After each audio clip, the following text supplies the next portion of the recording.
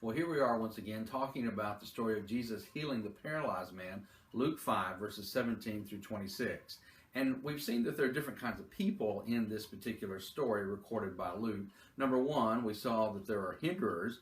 Number two, there are helpers. And what we want to think about tonight, number three, is the man who was healed. There are those who are healed.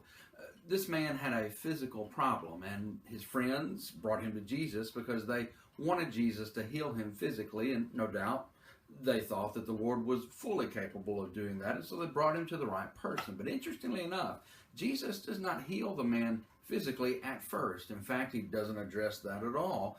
He heals him spiritually. Now, after that, he heals him physically, and there's a lot of parallels between that man and us as healed people. You see, we have physical problems that Jesus heals us of many times, and we can go to him in prayer when we have these issues, and we know that he will care for us and bless us. But more significantly, more importantly, we have a spiritual sickness. We have a spiritual problem, and Jesus will heal us spiritually. And in that sense, we're all like that paralyzed man. We're helpless. We need to be brought to Jesus, and we need healing.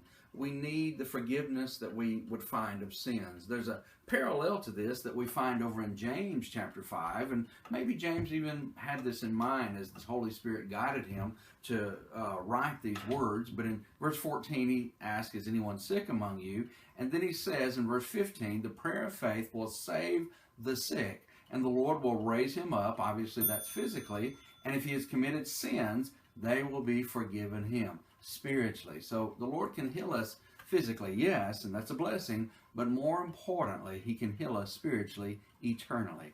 God bless you, and we'll be back one more time with this story.